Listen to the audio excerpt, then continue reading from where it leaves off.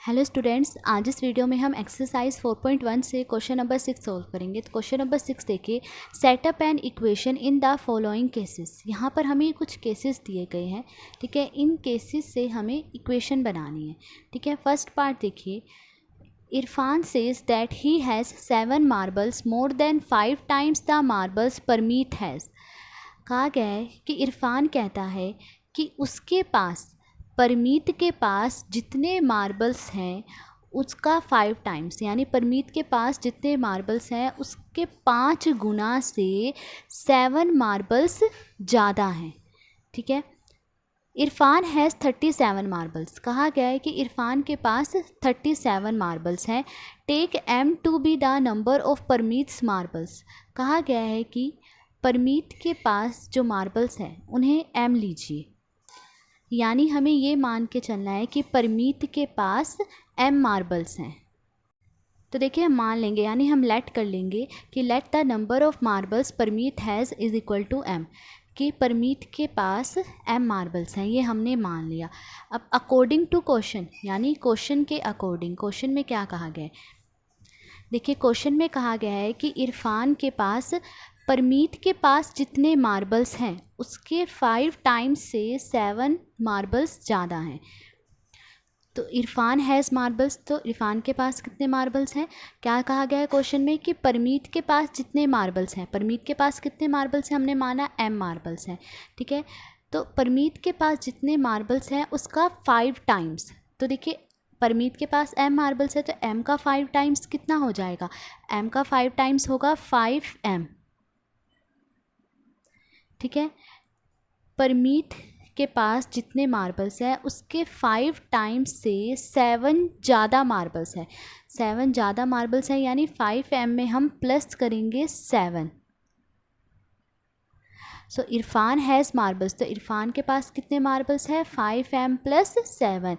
यानी पर देखिए, क्वेश्चन में तो दिया गया है कि इरफान हैज़ 37 मार्बल्स, कि इरफान के पास 37 मार्बल्स हैं। तो यहाँ पे लिख लीजिए कि but it is given that Irfan has marbles is equal to 37। पर ये दे रखा है कि इरफान के पास 37 मार्बल्स हैं। देखिए, ये भी इरफान के पास मार्बल्स हैं 5m प्लस 7, और ये भी इरफान के पास के मार्बल्स हैं 37। तो यानी ये दोनों इक्वल है, ठीक है। So therefore the equation is, तो इक्वेशन क्या बनी, देखिए 5m plus 7 is equal to 37, ये इक्वेशन। तो ये दोनों इक्वल हैं क्योंकि ये दोनों ही इरफान के पास मार्बल्स को दिखाते हैं, ठीक है। तो जो इक्वेशन बनी वो क्या है, 5m प्लस 7 इक्वल टू 37। हमें इसमें इक्वेशन ही बनानी थी। अब सेकंड पार्ट देखिए, सेकंड पार्ट है लक्ष्मी's फादर इज़ 49 ईयर्स ओल्ड। दिया गया कि लक्ष्मी के फादर 49 ईयर्स ओल्ड हैं। He is 4 years older than 3 times Lakshmi's age. He is यानी लक्ष्मी के फादर लक्ष्मी की एज के 3 टाइम्स, यानी लक्ष्मी के एज के तिगुने से 4 ईयर्स बड़े हैं। Take Lakshmi's age to be y years. कहा गया है कि लक्ष्मी की एज को y ईयर्स लीजिए, यानी हमें ये मान के चलना है कि लक्ष्मी की एज y ईयर्स है। अब इससे हमें इक्वेशन बनानी है। तो देखिए, मैं मान लूँगी कि let Lakshmi's age is equal to y years. मैंने मान लिया कि लक्ष्मी की एज y ईयर्स है। अब अकॉर्डिंग टू क्वेश्चन, यानी क्वेश्चन के अनुसार, क्वेश्चन में क्या कहा गया है कि लक्ष्मी के जो फादर हैं वो लक्ष्मी के एज के 3 टाइम्स से 4 ईयर्स बड़े हैं, ठीक है, ये कहा गया है। तो लक्ष्मी's फादर एज क्या होगी, देखिए लक्ष्मी की एज हमने क्या मानी है, y ईयर्स मानी है, ठीक है। और क्वेश्चन में कहा गया है कि लक्ष्मी के फादर लक्ष्मी की एज क्या है, y ईयर्स। लक्ष्मी की एज का 3 टाइम्स है, तो y का 3 टाइम्स कितना हुआ, 3y, ठीक है।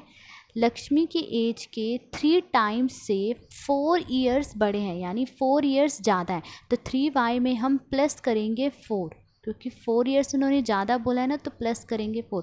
तो लक्ष्मी के फादर की एज क्या हो गई, 3y प्लस 4। पर देखिए, क्वेश्चन में दिया गया है कि लक्ष्मी के फादर की एज 49 ईयर्स है। तो यहाँ पे लिख लीजिए कि but it is given that Lakshmi's father age is equal to 49। पर ये दिया गया है कि लक्ष्मी के फादर की एज 49 है, ठीक है। अब देखिए, ये भी लक्ष्मी के फादर की एज है और ये भी लक्ष्मी के फादर की एज है, तो ये दोनों इक्वल हुए। So therefore the equation is, तो इक्वेशन क्या बनी, 3y plus 4 is equal to 49। ये दोनों इक्वल है क्योंकि ये दोनों ही लक्ष्मी के फादर की एज को दिखाते हैं। ठीक है, तो इक्वेशन क्या बनी, 3y + 4 इज इक्वल टू 49। ठीक है, थर्ड पार्ट देखिए। थर्ड पार्ट है the teacher tells the class that the highest marks obtained by a student in her class is twice the lowest marks +7। कहा गया कि एक टीचर क्लास में बताती है कि एक स्टूडेंट ने जो हाईएस्ट मार्क्स ऑब्टेन किए हैं वो हाईएस्ट मार्क्स लोवेस्ट मार्क्स के ट्वाइस में +7 है। ट्वाइस यानी दोगुना, कि जो हाईएस्ट मार्क्स हैं वो लोवेस्ट मार्क्स के दोगुने से 7 ज़्यादा है, +7 यानी 7 ज़्यादा है। The highest score is 87। दिया गया है कि हाइएस्ट स्कोर 87 है। Take the lowest score to be L. और कहा गया है कि लोवेस्ट स्कोर को एल लीजिए, यानी ये मान के चलिए कि लोवेस्ट स्कोर एल है। तो देखिए मान लिया let the lowest score is equal to L, कि लोवेस्ट स्कोर एल है, ये हमने मान लिया। अब अकॉर्डिंग टू क्वेश्चन के अकॉर्डिंग क्वेश्चन में क्या कहा गया है कि जो हाईएस्ट मार्क्स हैं वो लोवेस्ट मार्क्स के दुगने से 7 ज़्यादा है। ठीक है, तो द हाईएस्ट स्कोर, तो हाईएस्ट स्कोर क्या हुए, देखिए लोवेस्ट स्कोर हमने माना है एल, तो क्वेश्चन में कहा गया कि जो हाईएस्ट स्कोर है वो लोवेस्ट स्कोर यानी एल के दोगुने से 7 ज़्यादा है। एल का दुगना यानी 2 टाइम्स ऑफ एल कितना हुआ, 2l। ठीक है, तो एल के 2 टाइम्स से 7 ज़्यादा है यानी +7। सो द हाईएस्ट स्कोर क्या हुआ, 2l + 7। पर देखिए क्वेश्चन में दिया गया है कि द हाईएस्ट स्कोर इज़ 87, कि हाईएस्ट स्कोर 87 है। तो यहाँ पे लिख लीजिए कि but it is given that the highest score is equal to 87, पर ये दिया गया है कि हाईएस्ट स्कोर 87 है।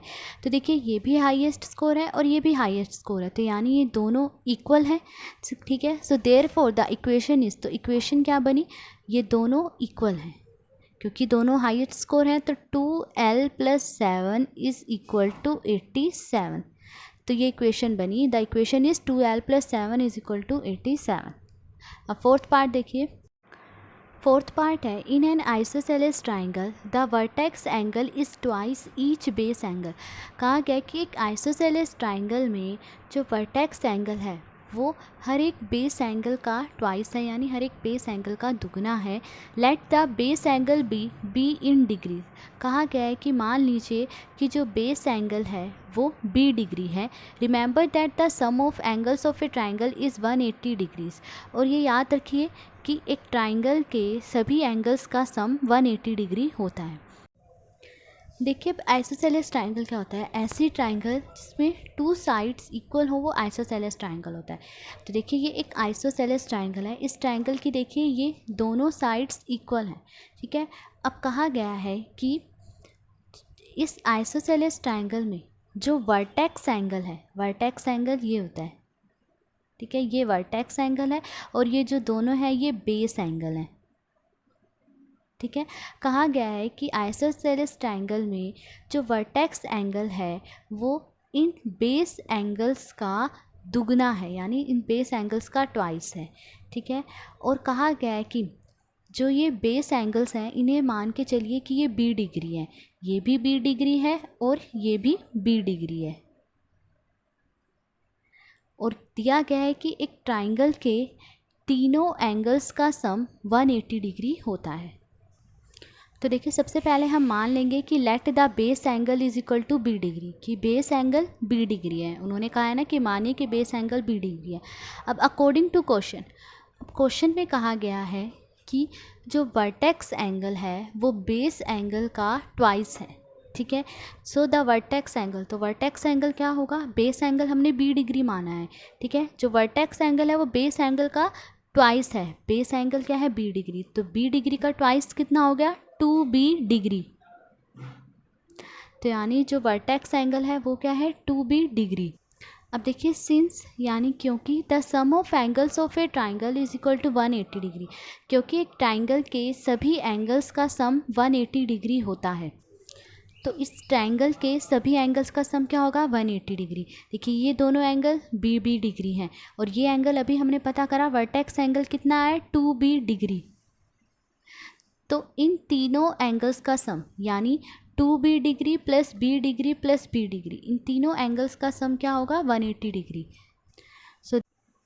तो therefore b degree plus b degree plus 2b degree is equal to 180 degree. तो इन तीनों एंगल्स का सम 180 डिग्री। अब देखिए कितने b डिग्री है 1, ये कितने b डिग्री है 1, और ये कितने b डिग्री है 2। तो 1 + 1 2, 2 + 2 4, तो कितना आया 4b degree is equal to 180 degree. तो देखिए क्या आया 4b degree is equal to 180 degree which is required equation. तो इक्वेशन क्या बनी 4b degree is equal to 180 degree, ये रिक्वायर्ड इक्वेशन है, यानी जो इक्वेशन हमें चाहिए थी। ठीक है।